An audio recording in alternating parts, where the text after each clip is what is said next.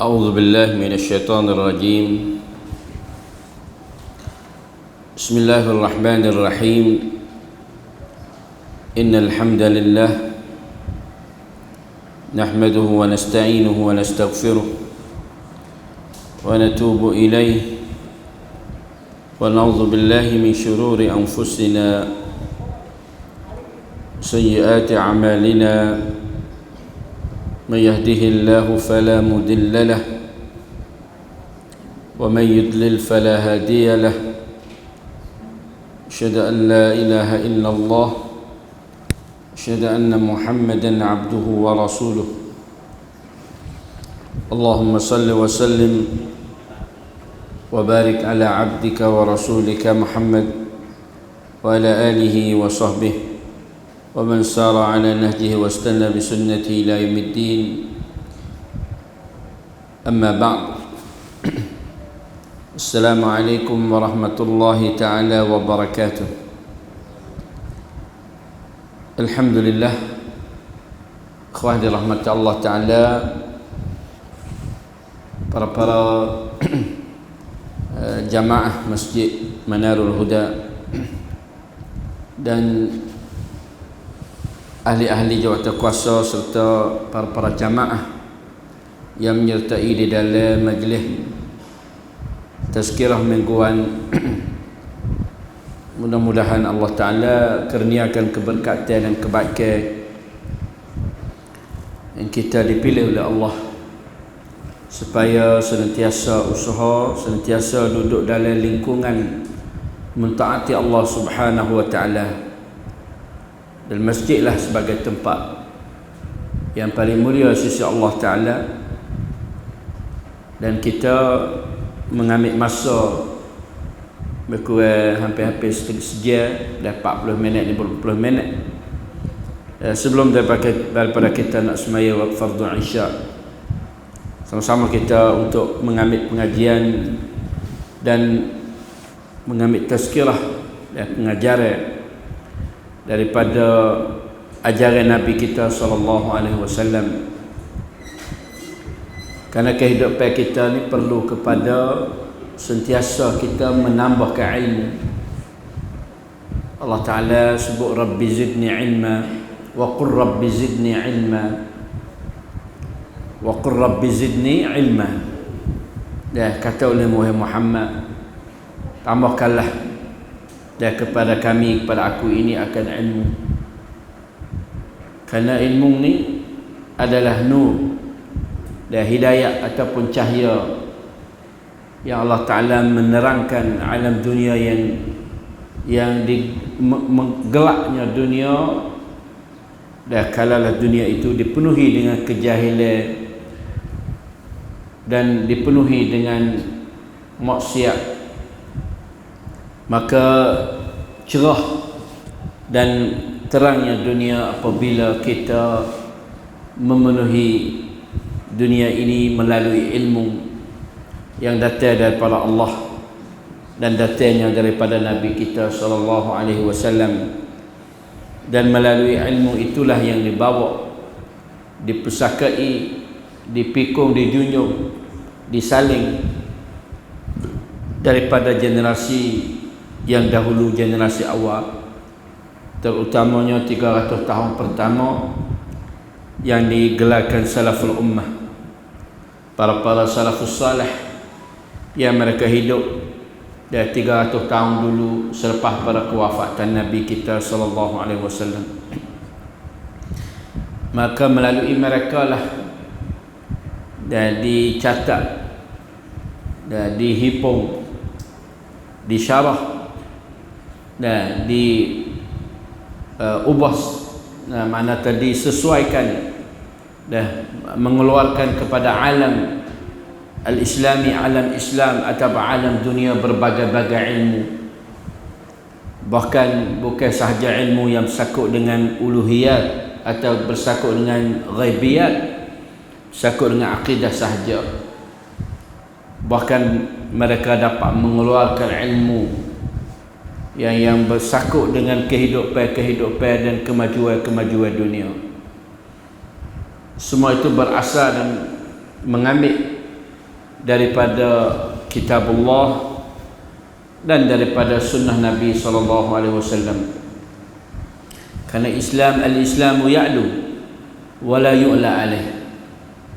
Agama Islam ni sifat dia tinggi, dia mengatasi di atas segala agama yang ada sebelum ini.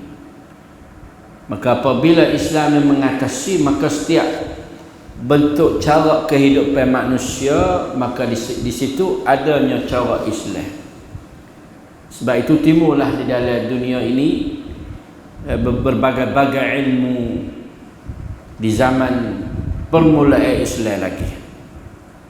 Dan di zaman permulaan Islam lagi, di zaman-zaman para khalifah,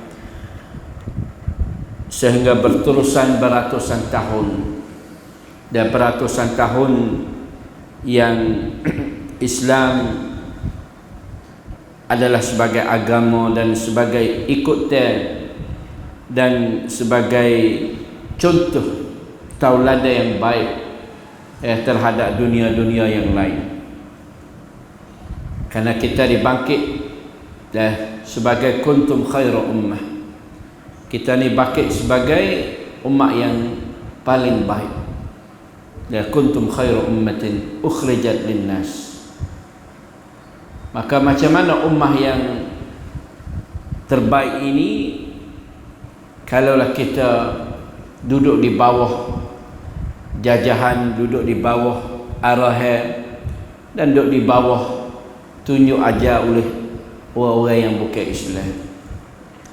Maka sebagai ulama ataupun umat-umat Islam dahulu yang mereka memahami kuntum khairu ummah dan memahami konsep Islam yang Allah Ta'ala memilih sebagai khairu ummah, yang dikeluarkan ukhrijat linnas, dikeluarkan di alam dunia ini, ta'muruna bil ma'ruf wa tanhauna 'anil munkar wa tu'minuna billah, dan menyuruh ataupun mengelak mereka dan menggalakkan mereka melakukan amal-amal yang saleh atau amal-amal yang ma'ruf, serta mencegah mereka daripada amal-amal munkar.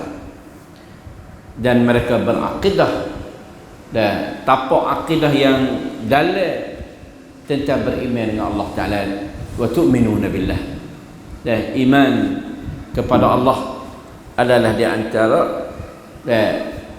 perkara yang menolakkan mereka dan supaya menyempurnakan kewajipan kita selaku hamba Allah di permukaan bumi, selaku khalifatullah dan selaku ibadullah yang berkewajipan beribadat kepada Allah, dan ubudiyah kita terhadap Allah Ta'ala, dan meletakkan diri kita sebagai ibadullah.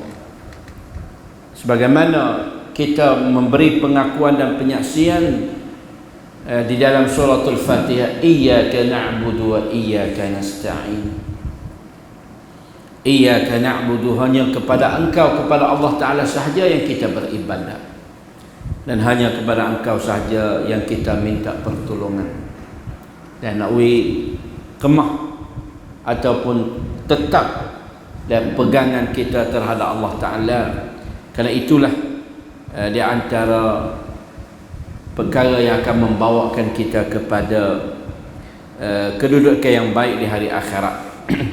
Mari kita sambung daripada pengajian kita pada minggu yang lalu, yang saya nak cerita tentang husnul khatimah. Di antara alamat-alamat husnul khatimah, ya, kerana kita ni nak menuju kepada akhir belaka. Ya, setiap orang ni nak menuju kepada akhir hidup belaka. Ya, akhir hidup ni bagi kita, bagi setiap orang tu ada permulaan dan ada kesudahan. Walaupun permulaan ni yang mari dengan tertib. Dan permulaan ni mari dengan tertib. Ya, kakak mari dulu pada adik. Ya, beranak. Dan mari dengan tertib. Ya, orang beranak dulu nama dia kakak, beranak belakang pada tu adik. Sapa kepada bawah. Nah, dia tak susah lah, bukan adik mari dulu. Nah, tapi ada setengah orang kampung tu, apabila beranak kemar dia kata tu baik dulu tu adik. Karena kakak dia sia ke adik baik dulu. Kat kampung kita awak kira lah gitu. Dah apabila beranak kemal ni nak kata mana kakak mana adik. Dah kampung kata adik tu hak tu baik dulu. Sebab kakak ni kena sia salah adik baik dulu. Dah. Jadi adik tu baik dulu, kakak tu baik belakang. Dia kira kata kalau beranak kemal ni hak beranak dulu tu hak tu adik. Lepas tu hak beranak lepas pada tu baru kakak. Tapi kalau kita kira umur tu tak sama lah tu. Masa dia tubik tu dah ia tekah. Ala kulli hal kecuali orang belah perut tu wallah alam lah kalau tubik sekaligus dua orang. Dan tu pun boleh jadi kalau belah perut pun dia tak boleh nak tubik dua orang sekaligus tu. Dah dia mesti ambil sok. Sebab kalau dua orang sekaligus kena belah dua lubang. Dia belah selubang ni makna sore. Sampai pak pun ada kemal ni. Jadi hak buat belakang suk nung kakak je kalau kira kaedah yang dipegangkan oleh orang tua kita. Sebenarnya panggilan adik kakak ni adalah panggilan menghormati apabila dia mendahului daripada kita. Tetapi di segi kesudahan dia tak tertib. Di segi kesudahan kembali kepada Allah Ta'ala ni tidak tertib. Bahkan kadang-kadang anak-anak ni pergi belum daripada ibu dan ayah pun ada. Kalau kita kira dengan akalnya tak munasabah lah anak ni mati habis tinggal mak. Kadang-kadang setengah keluarga anak cucu mati belum daripada tok ada. Habis tidak ada serabut tinggal tok sore ada. Tak sebelah lagi kita nak pergi ni dan nak sudah umur kita ni tidak melalui tertib, tetapi melalui masyiatillah, kehendak Allah, penentuan Allah Ta'ala dan ajal yang telah ditetapkan oleh Allah Subhanahu wa ta'ala. Likulli ajalin musamma, likulli ajalin maktub. Dan tiap-tiap seseorang itu ada ajal yang tertulis yang ditetapkan oleh Allah Subhanahu wa ta'ala. Maka apabila kita merasa yakin bahawa kita ini akan menemui Allah Ta'ala dan pada keesokan hari, dan keesokan hari kita akan menemui Allah Ta'ala, maka perlulah kita usaha dan melakukan amal-amal kebaikan dan supaya kita di saat yang menemui Allah Ta'ala ini dan kita kembali dengan secara yang baik. Adapun alamat husnul khatimah yang kita baca minggu dulu dan menjadi alamat yang besar sekali ialah apabila seseorang hamba itu dapat menyebut kalimat tauhid dan menyebut kalimah la ilaha illallah, kalimah tauhid. Dan kalimah ini bukannya mudah disebut pada akhir hidup. Tak sama dengan masalah ni. Masa kita duduk biasa ni, kalimah ni mudah disebut. Siapa orang boleh sebut? At-tahlil yang dinamakan at-tahlil. Tahlil ni kalimah la ilaha illallah. Tu asal kalimah tahlil. Tapi kita mari gunakan kalimah tahlil ini kepada satu majlis yang dinamakan majlis tahlil. Begini dah kena buat kau baca kau ni kena ada majlis macam-macam lah. Dan yang dibuatkan oleh orang kita di zaman-zaman dahulu sampai sekarang pun yang mereka menjualkan majlis tahlil. Bahkan mereka ikat rapat apabila buat majlis tahlil ni tentang peringatan tentang kematian. Apabila ada mati maka dibuatkan majlis tahlil. Rumah kita ada yang dinamakan lagu tu. Sebenarnya at-tahlil yang disebutkan di sini ialah kalimah la ilaha illallah tu. Dan kalimah la ilaha illallah. Kerana la ilaha illallah ni adalah kalimat tauhid dan kita minta yuthabbitullahu alladhina amanu bilqawli thabiti fil hayati dunya. Kita nak awal dalam kehidupan kita ni selaras dengan apa yang kita saksi. Dan hidup kita ni betul. Dan hidup di atas lorong, hidup di atas jalan yang kita menyaksi kata tiada ada Tuhan yang sebenar disembah malaikat Allah. Dan huwal haq Allah Ta'ala lah yang benar, yang wajib kita menyembah. Dan kita tidak menyembah selain daripada Allah. Sebab tu barang sesiapa yang akhir kalam dia dengan la ilaha illallah dakhala al-jannah, mati dengan dijaminkan dia syurga. Kerana di saat kematian dia masih ingat kepada Allah. Di saat kematian dia dapat membenarkan apa yang dia pernah memberi pengakuan. Dan kita ni sudah memberi pengakuan semenjak Allah Ta'ala jadikan kita di dalam alam arwah lagi. Belum daripada cipta Adam, menjadikan segala ruh-ruh anak cucu Adam ni, Allah Ta'ala tanya dah, alastu bi rabbikum qalu bala syahidna. Tanya belaka. Dah, alastu bi rabbikum, tanya belaka ni ruh, segala ruh ni, siapa dia Tuhan kamu? Adakah tidak aku ini Tuhan kamu? Qalu bala, semua memberi pengakuan. Tidak ada seseorang pun yang panggil kata tidak terima pengiktirafan tentang ketuhanan Allah. Bala syahidna, bahkan semua mengatakan kami sudah menyaksi bahawa tiada ada Tuhan yang sebenar mereka engkau. Antaqulu yaumal qiyamah, tetapi apabila mereka dihidupkan di permukaan dunia, keluar tubik hidup dunia, keluar tubik hidup dunia, bersapa pada hari kiamat, mereka mengatakan inna kunna an hadza ghafilun, sesungguhnya kami hidup dunia dulu lalai tubik dunia, lalai terlupa kata kita sudah membuat pengakuan. Kita tak ingat dah, mana ingat kita buat pengakuan di alam arwah. Alam rahim pun kita tak ingat dah.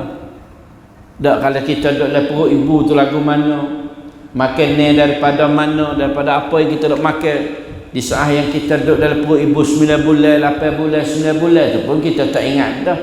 Bahkan tubik perut ibu duduk dalam dunia pun setahun 2 tahun mula-mula sampai 3 tahun tu pun kadang-kadang kita tidak teringat lagi apa yang kita buat. Dan daripada mana kita mengetahui bahawa kita sudah mengambil pengakuan syahadah di depan Allah Ta'ala melalui kitabullah, melalui ajaran Allah Ta'ala yang Allah Ta'ala ajar setiap Nabi sampai kepada Nabi kita sallallahu alaihi wasallam. Maka kehidupan dunia lah tempat yang menentukan kejayaan kita.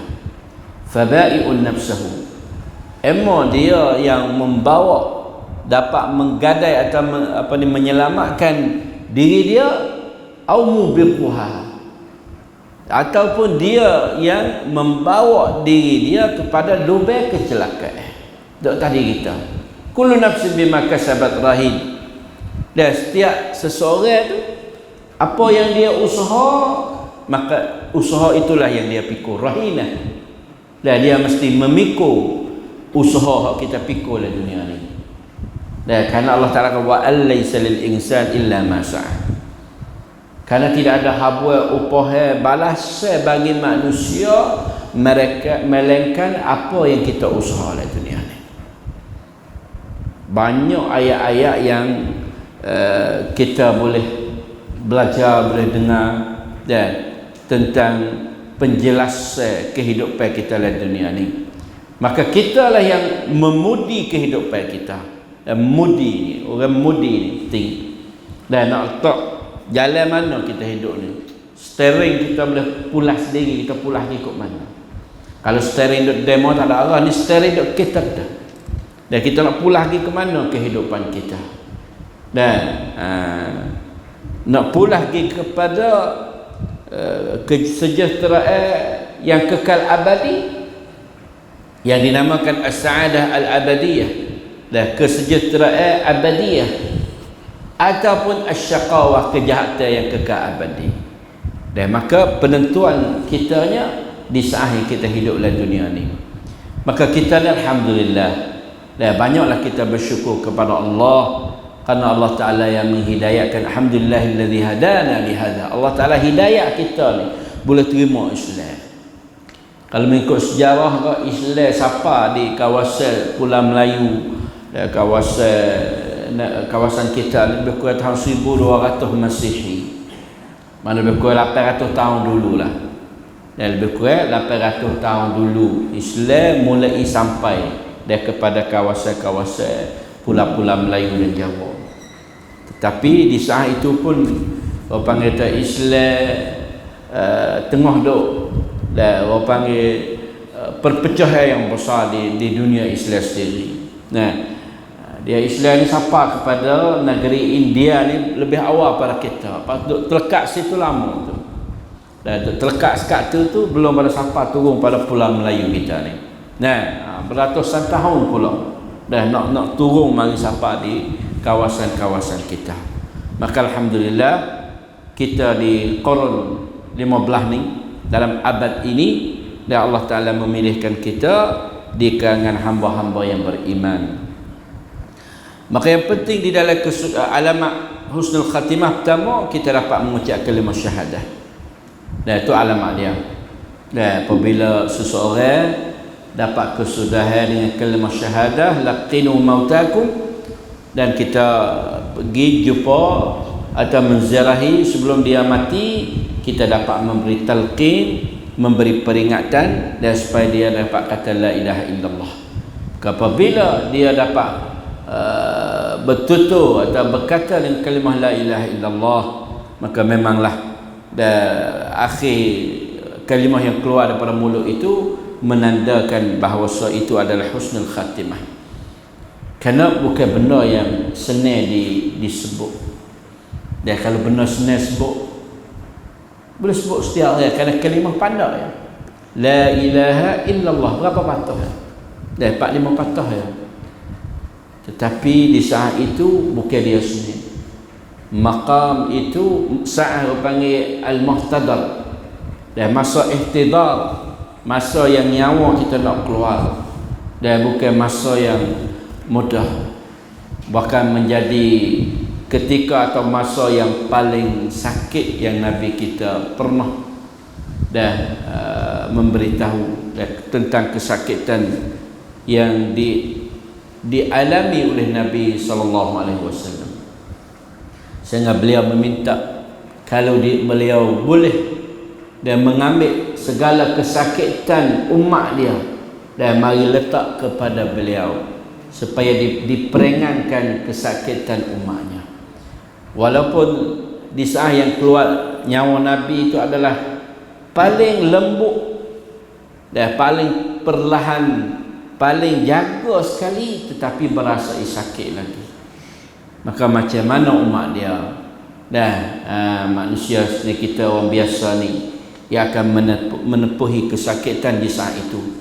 Maka disebab kesakitan itulah yang menyukarkan kita menyebut kalimah la ilaha illallah.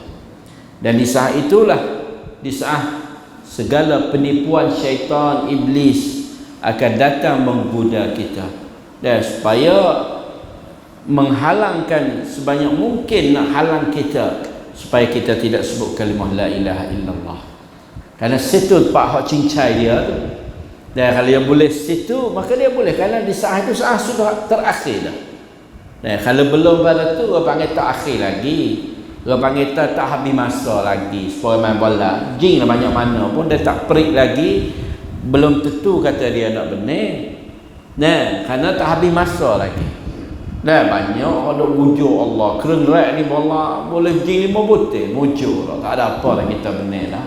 Tapi ada masa lagi. Bahawa siapa belakang dia menggebuh ni butir, kalah juga kita. Lepas pada perik itu dia kira. Dan benar tak benar kira dia perik itu. Kita demikian juga kita, dan syaitan ni syaitan ya'idukum, syaitan ni senantiasa dah yad'u ila taghut, dan nak mendakwah, mengajak kita kepada taghut, syaitan, dan mengajak kita kepada jalan. Itu yang pertama. Yang kedua di antara alamat dan disebutkan di sini lah al-maut birashil jabin. Seseorang mati itu dengan berpeluhnya dahi dia. Nah, kerana hadis Nabi sallallahu alaihi wasallam, sami'tu Rasulullah sallallahu alaihi wasallam yaqul mautul mu'min bi'araqil jabin. Mati orang mukmin ini dan berpeluhnya dahi dia. Dan peluh, nampak ada peluh di dahi dia. Itu di antara alamat. Kerana nyawa kita dia akan keluar, ambil pada kaki dan suri atas. Maka alamat seseorang yang mati sebagaimana ceritakan oleh hadis ini ialah hadis Buraidah ibnu Husayn. Dia kata, aku mendengar Nabi SAW mengatakan bahawa orang mukmin yang mati itu berpeluhnya di dahi dia. Peluh asal lah, bukan lepas mati ambil air titik tak ni. Setengah orang titik air. Tak, ni asal dia lagu tu. Daripada mati nampak ada peluh di dahi dia. Terperhati tengok. Dan selain daripada dia dapat sebutkan kalimah syahadah, dia ada berpeluhnya di dahi dia. Dan yang ketiga ialah kematian, matinya pada malam Jumaat dan pada siang harinya. Di antara alamat dia tu. Kerana Nabi SAW sebut, "Ma min muslim", tiada ada daripada orang muslim yang matinya yamutu yaumul Jumaah, matinya pada hari Jumaat, au lailatul Jumaah, ataupun malam Jumaat, illa waqahu Allah fitnatal qabr, malaikat Allah Ta'ala menjaga ia daripada fitnah kubur, dan jaga ia daripada fitnah kubur. Ini tetapi ada banyak perbahasan ulama lah. Bukan kata semata-mata orang mati malam Jumaat ni dia tidak diseksa itu, tetapi setengah daripada disebabkan kemuliaan hari. Kalaulah dia mati di atas tauhid, dan mana mati di atas dia tidak syirik, bertauhid pada Allah Ta'ala, maka Allah Ta'ala menjagakan ia daripada azab kubur. Kerana hari mati ni kita nak pilih tak boleh. Nah, ni kita nak pilih tak boleh hari ni. Dan ramai orang kadang-kadang minta.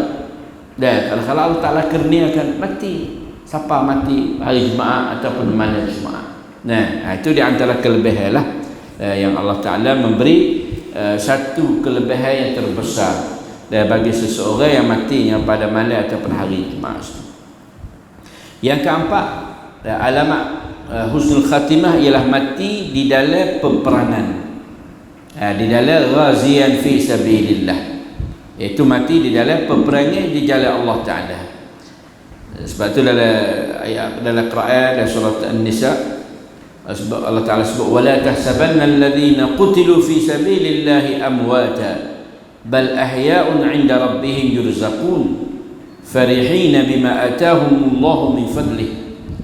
Dan janganlah engkau menyangka bahawasanya orang-orang yang berperang di jalan Allah Ta'ala atau mati di jalan Allah Ta'ala dalam peperangan itu mati, bahkan mereka itu hidup di sisi Allah dan mereka dapat diruzki atau diberi rezeki oleh Allah Ta'ala dalam kubur, dalam perkuburan.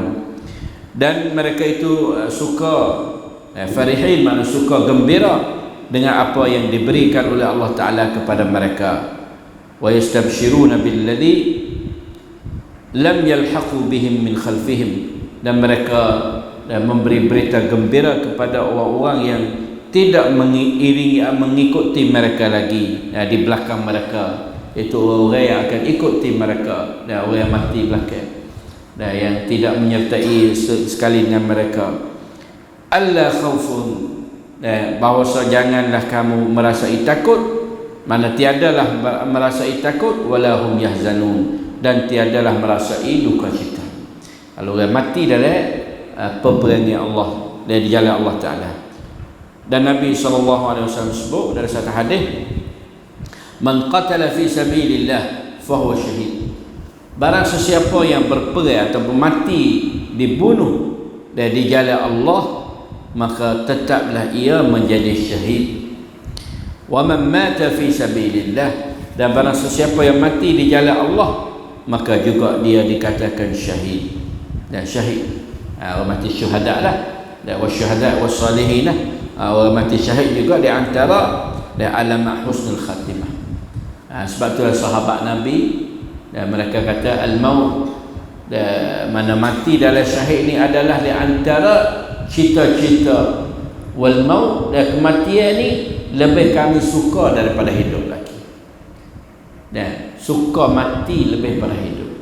Batu seteru Islam di zaman tu, mereka takut kepada umat Islam kerana mereka menepuhi atau berlawan dengan tentera yang kasih kepada mati lebih daripada kasih daripada hidup.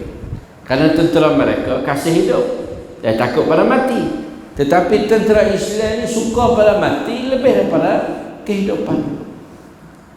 Maka disebab itulah orang panggil, dan setiap pertempuran atau peperangan di zaman dahulu itu, dan umat Islam banyak mendapat kemenangan terhadap setu dia. Walaupun di segi bilangan tak sama. Dan segi bilangan ni tak sama. Dan segi bilangan ni kadang-kadang 2 kali ganda, sampai 4 kali ganda, 10 kali ganda pun ada. Dah 100,000, hak ni 20,000, hak ni 30,000, hak ni 100,000 tentera. Kam min fa'atin qalilatin ghalabat fi'atan katsiratan biiznillah. Berapa banyak golongan yang sedikit tetapi dapat memerangi atau dapat memenangi dan benar terhadap bilangan yang banyak. Tapi semua tu benar dengan sebab izin Allah, kerana mereka bergantung dengan Allah Ta'ala. Dan kekuatan umat Islam di zaman itu dan menyebabkan Islam sampai ke muncul. Dan kerana umat Islam, mereka tidak takut, tidak kasih. Sebab itulah ada hadis Nabi SAW yang Nabi raya akhir dunia ni, dan umat Islam ni ramai tapi seperti Ghuza Usaid. Dan umat Islam di akhir zaman ni ramai. Dan satu hadis Nabi kata yushiku an tatadal umam tu, dan dekat dah umat ni akan dikerumuni dan sebagai hidangan, dan umat luar pakak mari duk keliling dan duk jadi hidang. Kita ni seperti hidang, umat Islam ni seperti hidangnya yang dibagikan oleh seluruh Islam. Dan memanglah hadis ini adalah mutabaqah, mana betul dengan apa yang berlaku terhadap dunia Islam tadi. Dan dunia Islam lepas pada istikmal, lepas daripada yu'la ala nikum, apabila runtuhnya kerajaan Islam di Utsmaniyah di Turki, maka umat Islam seperti hidangan dibahagikan oleh negara-negara Eropah. Berpanggil yu'la ala nikum, dan negara Eropah bagi dunia Islam dan kepada beberapa negeri-negeri yang kecil. Turki ada setahun lagi, dan tahun 2024 cukup 1 tahun. Sultan Sanya Luzan Yawa, kerana dia kalah perang dunia. Dan kalah perang dunia, maka dia terpaksa buat Sultan Sanya, dan gas ada dalam laut semua dia tak boleh ambil. 1 tahun tak boleh guna. Maka Sanya ni nak habis tahun lepas, dan nak habis tahun lepas ni tahun 2024 di 23 baru masuk setahun lagi. Dan mana Sanya ni muka dah habis lah. Baru habis Sanya ni, mana semua laut dia tu dia dapat menguasai, boleh serok biji, serok gas ada dalam laut. Sebab tu dunia ni takut. Kerana sekarang ni pun dia tak ada boleh ambil sampai yang kau duduk dalam laut, dia pun ekonomi dia naik dah. Dan ekonomi dia naik dah lah ni. Lepas tu kalau tahun lepas tu Sultan Sanya ni muka lah, mana dia kuasa boleh ambil, macam mana akan timbul kekayaan. Ini yang difikirkan oleh dunia barat. Sebab tu dia kena butuh kerajaan yang berpihak pada Islam di Turki ni. Kita berdoalah semoga dia masih tetap lagi, kan ada setahun dah. Dah ada setahun dah. Dia duduk tunggu ni, ada orang duduk tunggu ni. Nah, ni perik hak ni tak ada apa. Dah habis saja tahun 2000, naik 24 ke mana habis tahun ni enggak. Mana dia boleh kira isi barang dari laut tu lah. Mana kes sama cak apa ada dalam laut semua tu dia boleh menguasai belakang. Lalu tak boleh menguasai harai karena ada suntik saja di antara dunia. Salah benda-benda kan dia ambil ke semua. Salah benda-benda dunia salah. Pak dia pergi buat suntik saja kan dia kalah peperangan dunia. 100 tahun umur dia tengok. Dia buat 100 tahun. Supaya Jepun yang kalah dunia kan. Jepun yang kalah dunia, tapi Jepun dia beritahu walaupun dia kalah peperangan dunia, maka dia pergi kepada ekonomi sehingga dia lebih kaya dalam dunia lain. Demikian juga negara Turki ni. Runtuh di situlah. Dan 100 tahun dulu maka umat Islam dibagi. Pakat bagi mu ambil pohon, aku ambil dada, sekor tu pakat bagi belakang. Menyebabkan umat Islam tidak ada kekuatan. Sebab cabut bulu, tak ada stok. Dah, umat Islam tak ada stok. Apabila tak ada stok, tidak ada kekuatan. Mudah nak merintah. Mudah nak macam-macam selok kekayaan klik pada negara mereka. Tetapi apabila Allah Ta'ala nak, sebab Allah Ta'ala nak akad klik semula, insyaAllah lah kita akan lihat lah kalau kita umur panjang ni, insyaAllah kita bel insyaAllah.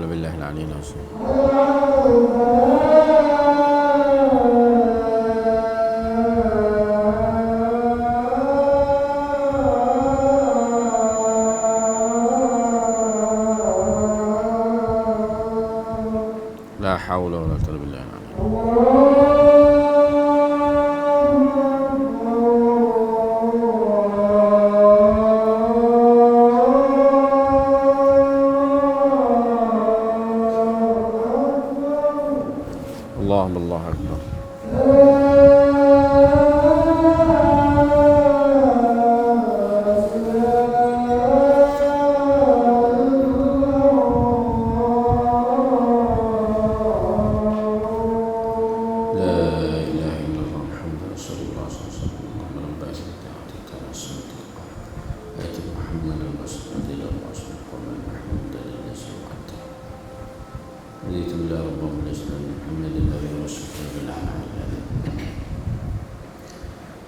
Bismillah, alhamdulillah, sallallahu alaihi Muhammad. Alhamdulillah, kita sambung lagi.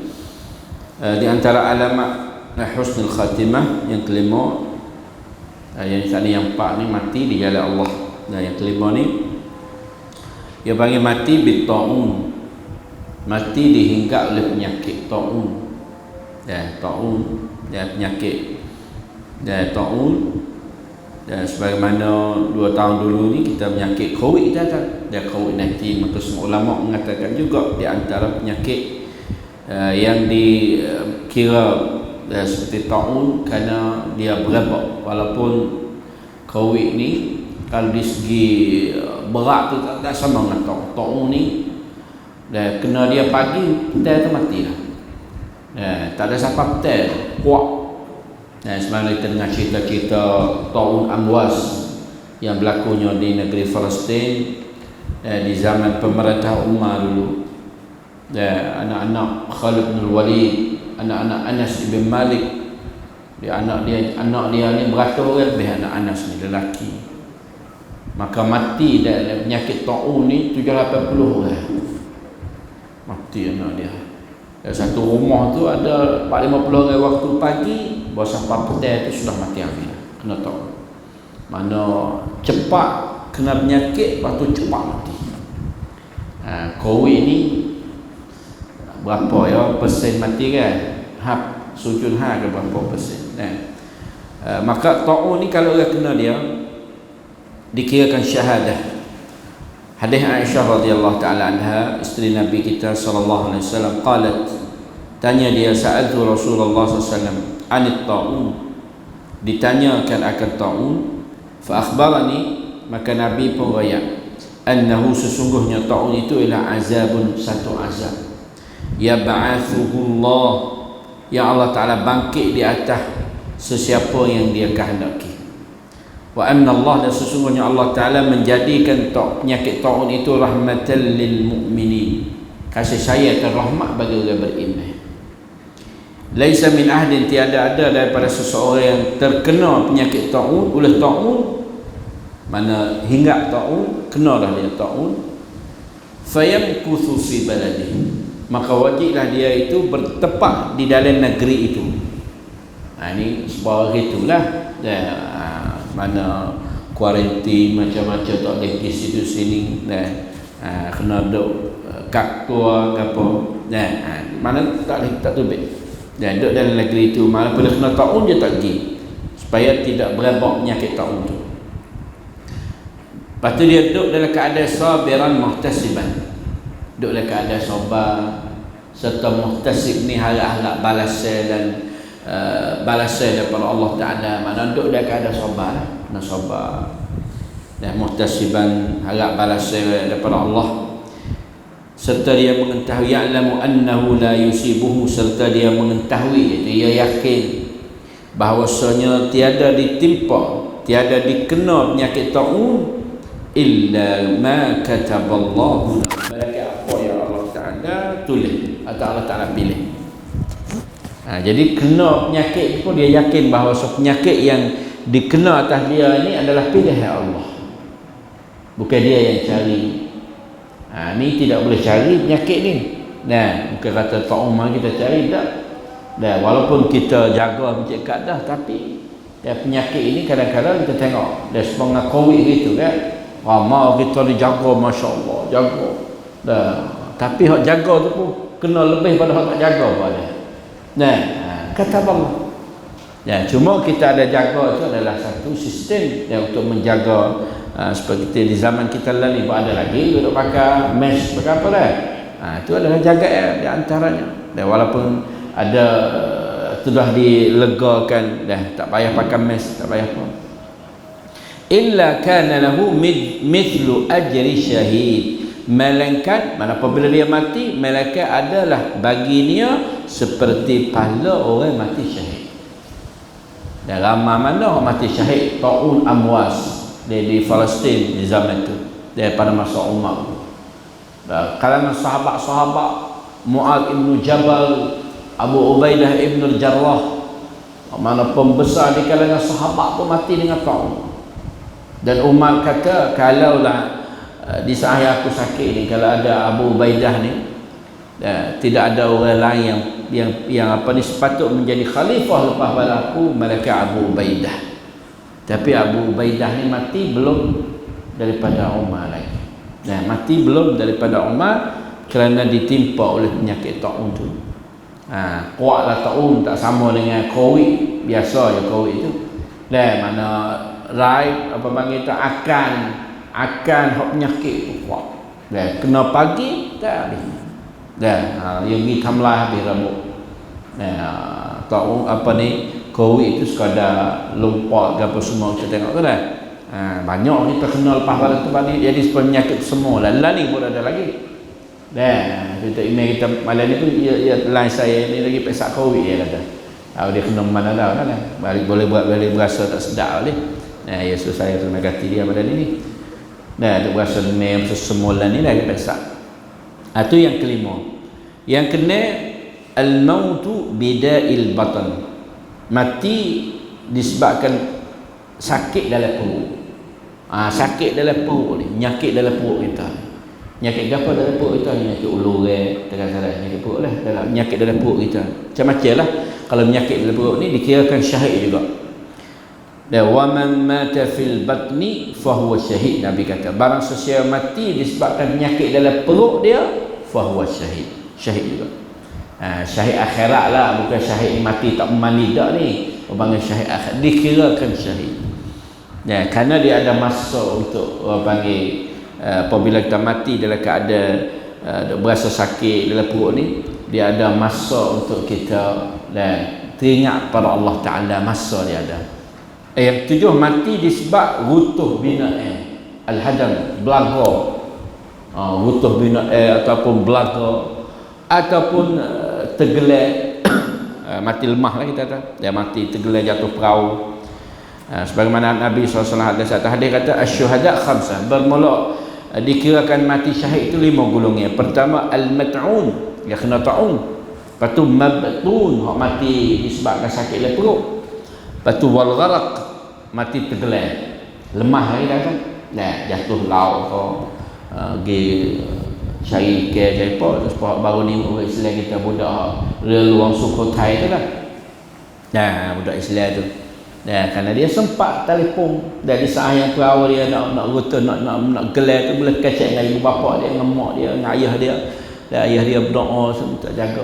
Jadi di saat-saat orang kata di saat lagu tu menyebabkan kadang-kadang kalau kita teringat kita sempat untuk mana tak ada tempat nak gatal lah. Hanya kita gatal dengan Allah Ta'ala dari saat lagu tu. Tak ada tempat nak gatal lah. Nak gatal ke apa lagi. Tergelak. Syuci tak ada lah. Maka boleh gatal dengan Allah Ta'ala. Di situlah orang panggil. Maka dikirakan orang mati lagu tu dikirakan syahid juga di sisi Allah. Wasahibul hadam, juga orang yang mati kena rutuh bina'in ataupun belaga kereta dikira syahid. Wasyahidu fi sabilillah, tapi syahid yang paling besarnya dikira syahid dunia akhiratnya, syahid yang mati di dalam peperangan. Hak tu siapa tak kena mani tu panggil syahid fi sabilillah. Tapi syahid yang lain dikira syahid akhirat lah. Allah Ta'ala memberikan satu kemuliaan bagi mereka, tetapi itu pun terhenti di atas akhir hidup dia tu lah. Akhir hidup dia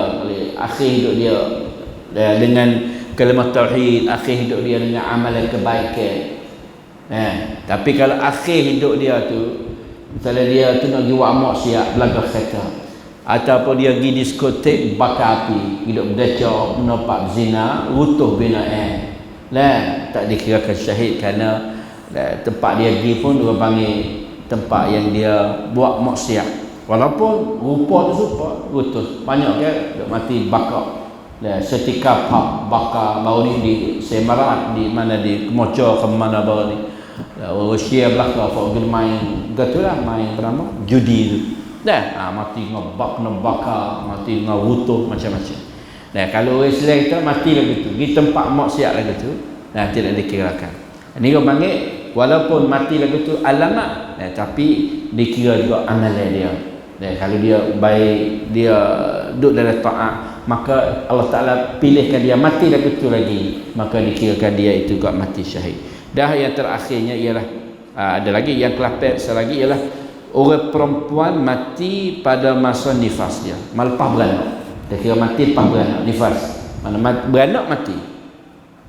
Ataupun mati dalam keadaan dia mengandung. Tengah duk mengandung mati. Allah, usia panggil tai tangklung, usia panggil. Usia ni kalau mati tangklung kalau zaman dulu kan awak hubak lah. Tu pegangnya orang-orang zaman jahiliah dulu lah. Orang Melayu kita pun ada zaman dulu. Pegangnya lah tu. Mati bunuh dia panggil, mati gapalah, mati bunuh dah. Sebenarnya hak lagu tu dikirakan mati syahid, mati lepas pada beranak dan mati ketika mengandung. Karena Nabi SAW kata wal mar'atu tamutu bijum' syahid. Seseorang perempuan yang mati dalam keadaan ada anak dalam perut dia itu ialah dikirakan syahid. Dan dalam satu hadis Nabi riwayat bahawasanya seorang perempuan yang mati dalam keadaan anak dia duduk dalam perut ini di hari esok anak dia akan heret ibu dia dengan tali pusat untuk bawa pada syurga Allah Ta'ala. Dia heret tali kerana anak duduk dalam perut ni dia makan melalui tali pusat kan. Kalau beranak itu dekat tali pusat panggil dah bunyi, panggil bunyi dah. Waktu baik sekali dengan anak tu panggil bunyi dah. Maka daripada itu yang anak kita nak makan dan di saat yang dia duduk dalam rahim ibu, makannya dia melalui tali pusat yang panggil. Maka dikerakkan tali pusat tu. Sebab itulah pusat kita sampai kita mati ni, parut pusat dia tak akan hilang. Parut gua lain hilang. Dan beberapa parut kita kena, nampak kita kadang-kadang lebih besar parut daripada pusat kita tapi hilang parut lain. Dan dia tumbuh daging dia hilang. Tapi sebab apa kata tali pusat kita? Pusat kita ni tak hilang parut. Cuba klik pergi buka pusat. Lain pusat bujir tak ada waktu tu baik jerang duk luar. Kalau pusat biasanya ada.